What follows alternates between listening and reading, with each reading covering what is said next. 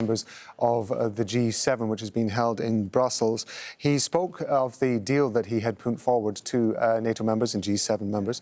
He said, "You provide us with everything we need and we will fight for our security, but also your security, so that President Putin will not have the chance to test Article 5. Article 5 is the NATO, part of the NATO constitution, which suggests that an attack on one NATO member is an attack on all NATO members. He also was very specific about the timeline that was involved. He had told them, either you help us now, and I'm speaking about days or weeks, or your help will come too late. I want to speak to Michael Bociurkiw in Lviv. He's a senior fellow at the Atlantic Council, and he's joining us now. So thank you very much indeed for being with us. The timeline that the Ukrainian foreign minister was talking about seems to be absolutely key in all of this. Oh, absolutely. And he correctly pointed out that he had spoken to fellow foreign ministers in the past, and they said, well, we can't help you now, but maybe we can help you in a couple of weeks or 3 weeks from now.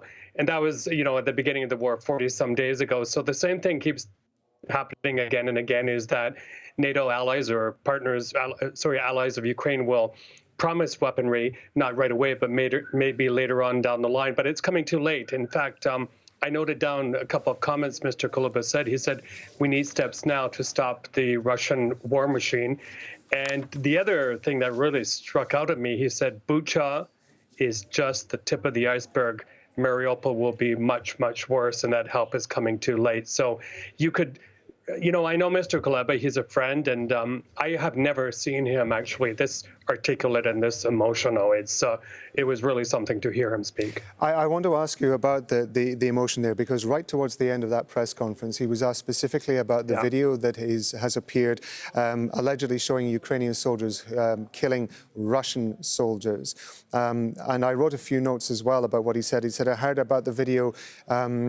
Ukrainian army observes the rules of warfare. There might be isolated violations. I have to check the date. But then he talked about checking the date on it. I think we can hear that quote now. You don't understand how it feels after seeing pictures from Bucha, talking to people who escaped, knowing that the person you know was raped 4 days in a row. And when she finally made it to Kiev, she was directly taken to the psychiatrist. You don't understand how it feels that Russian soldiers rape children. This is not an excuse to those who violate the rules of warfare on either side of the front line. But there are some things which you simply can't understand. I'm sorry. Let's take one. This is a situation that perhaps the Ukrainian president, the foreign minister, those that are involved in negotiations with NATO and G7, I would imagine are finding frustrating to be able to articulate, to be able to demonstrate the level of feeling that there is in Ukraine with relations to incidents like Bucha, when it comes to the practicalities that NATO and the G7 and other countries are facing in terms of supplying the weapons to fight the conflict in Ukraine. Absolutely. And, actually on your first question there, I think if anything, and I'm definitely not a spokesperson for the Ukrainian government, but if anything, we've seen nothing but compassion in very difficult circumstances from the Ukrainian side. They have actually allowed captured Russian troops to phone their mothers in Russia to explain that they're still alive. And if I can give you another quick example, I had to watch this video 2 or 3 times yesterday, but Ambassador Kyslytsa, the Ukrainian ambassador to the UN, he had to correct the Russian ambassador yesterday at that UN Security Council meeting, because the Russian ambassador said, oh, our troops have been providing humanitarian aid to Ukrainians. And he cited one specific example, but then Ambassador Kyslytsa corrected him and said, well, yes, in that example you cited, they provided humanitarian aid to someone in a basement, and then they threw a grenade inside the basement. So this is the type of counter-propaganda coming from the Russian side. In terms of providing Ukraine with weapons, I've been here, as you know, for about 2 months now, and I'm hearing more and more ordinary Ukrainians, echoing what Mr. Kuleba said, is that we feel that we are in this alone, that we're basically fighting a proxy war to defend NATO's eastern flank, and that if these weapons do not come soon, everything they're asking for, it's going to be a disaster here, and more innocent women and children will die. And I can't explain it, but it doesn't seem that that message is going through to the ears of NATO leaders or even Western leaders or even President Biden.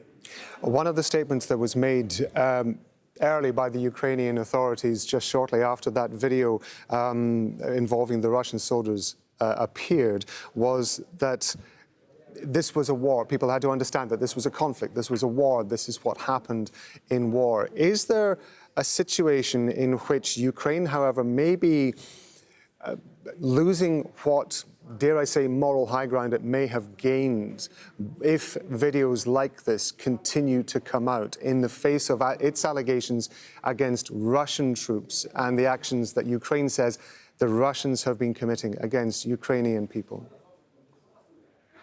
I don't think so. And the reason for that is clear, is that we're in 2022. In 2014, the Russians were, I think, really ahead at their propaganda game. You remember that on shortly after July 17th, 2014, when MH17 was brought down by a Russian missile, the Russians claimed that the West had put corpses on that airplane and floated over Ukraine and then shot it down.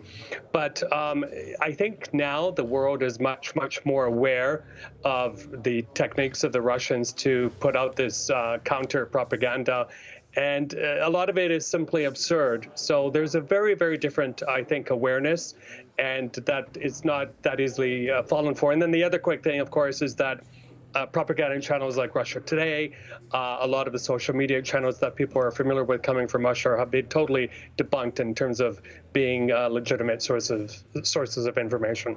Do you think that there is a legitimate accusation to be made against NATO that it has misjudged the timeline of this conflict? This is clearly something that has frustrated the foreign minister. He's referred to it directly. But do you think that given the level of intelligence that NATO had beforehand, that it's misjudged the length of time that this conflict in Ukraine was going to take?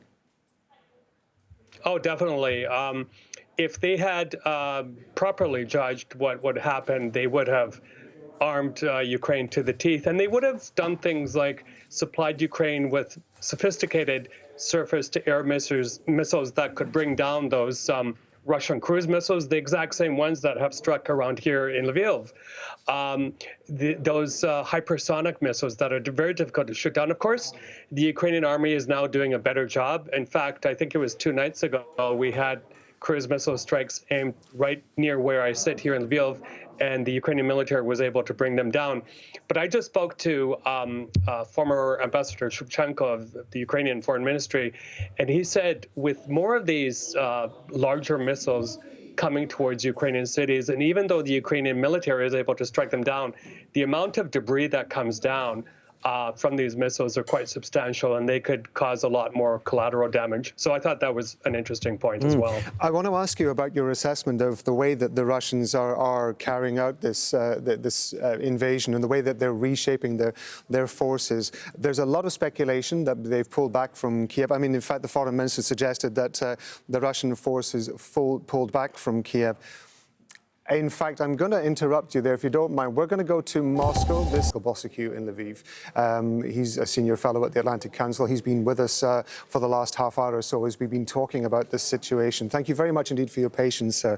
And also they're saying that there is still clearly a long way to go with regard to negotiations. Russia saying that the Ukrainians are essentially changing elements of what had been agreed, at least on a basic level. Mm-hmm. Before the press conference started with the foreign minister for Russia, we were talking, or I was going to ask you, about what you thought the focus now, the end game, if you like, for Russia was. Initially, we thought that it was going to be, they were going to be aiming for Kiev. They were going to try and split the country in two. Mm-hmm. That seems to have changed. Given your experience, where do you think this is going? Yeah, sure. Well, I think that the focus of Russia has changed indeed, but Kyiv is definitely not in the clear. In fact, I spoke to a senior Ukrainian foreign ministry official just moments ago, and he said they are expecting more attacks on Kyiv. But definitely, you will see more of a focus on the Donbass. So the Russians will want to expand their footprint, if you will, for the whole of Luhansk and the whole of Donetsk, because they don't control the entire two oblasts. And then the second thing, of course, is that southern corridor connecting the Russian mainland with Crimea. They may even try to extend that to Odessa and beyond to, believe it or not, make Ukraine a landlocked country. If I can just quickly on Mr. Lavrov, I mean, he's speaking as if he's living in a fantasy world. This is a man with blood on his hands and who's complicit with a war criminal, Mr. Putin. And he thinks that he's still a big player on the international stage. He's not. Having said that, it is good that some countries are still engaging with the Russians in terms of diplomatic talks.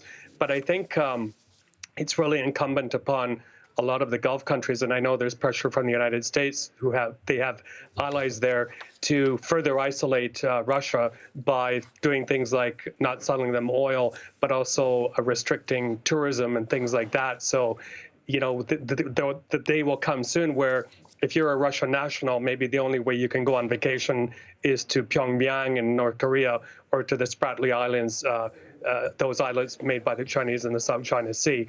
The Gulf, I can't overestimate this enough, now has a key role to play in terms of further tightening those sanctions and further isolating Russia. Very interesting to get your thoughts on this. Michael Bociurkiw, we appreciate your time, so thank you very much indeed for joining us. My pleasure.